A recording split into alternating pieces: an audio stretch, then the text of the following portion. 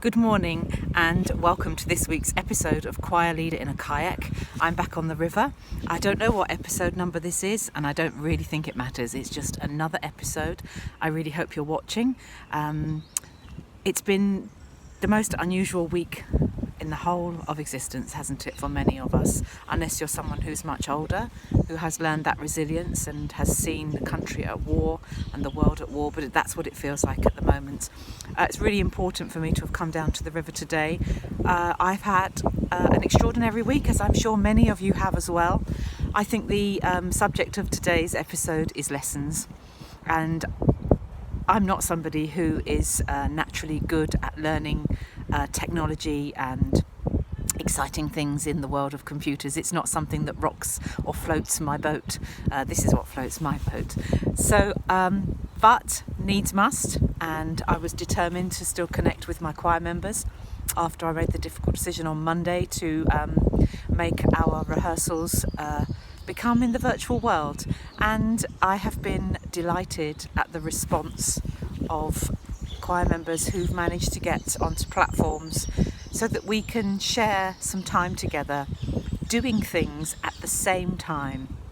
That's what's important, isn't it? Many years ago, we didn't have options to watch programs when we wanted to. We sat together as families and we shared the same emotion at the same time, and the world of technology has allowed us to step away from that, and whilst that's fantastic, it also has its holes and it has its gaps.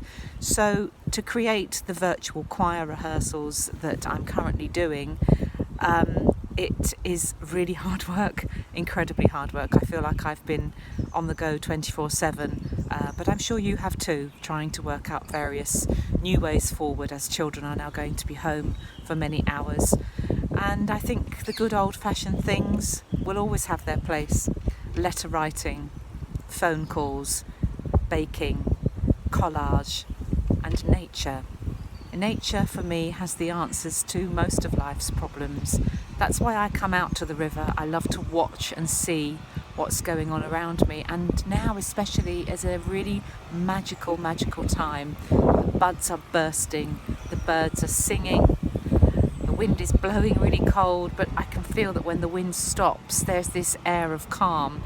In the background I can hear somebody doing some work, but rather than that annoying me, I'm going to see that as a sign that life goes on, that human life has to go on. There has to be jobs that we need to do, and we just need to find new ways of doing them. So I hope you're having a lovely day. I hope that for the next short while you'll find a routine that works for you.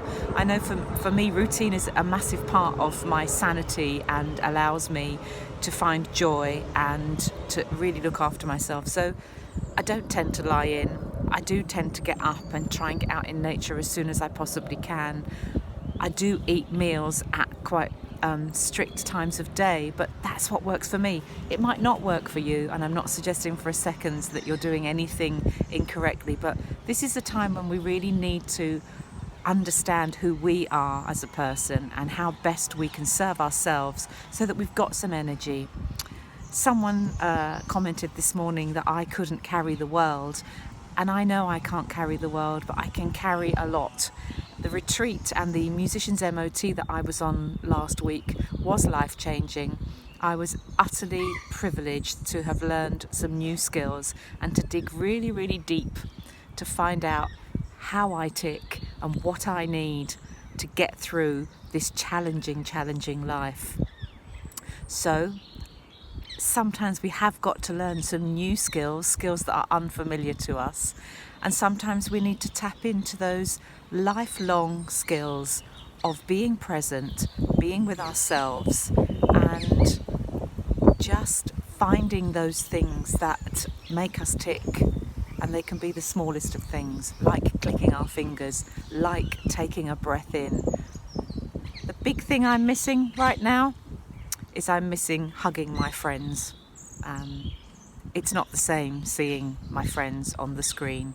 I'm a very tactile person. I love human touch. But that's not what we can have too much of at this point in our lives. So smiles are good.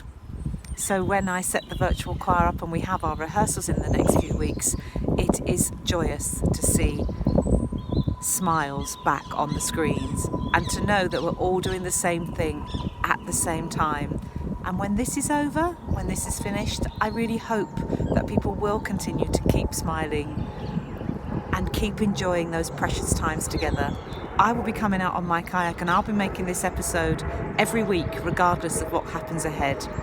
Sending you lots and lots of love. Stay well, and thank you so much for watching. Rubber gloves.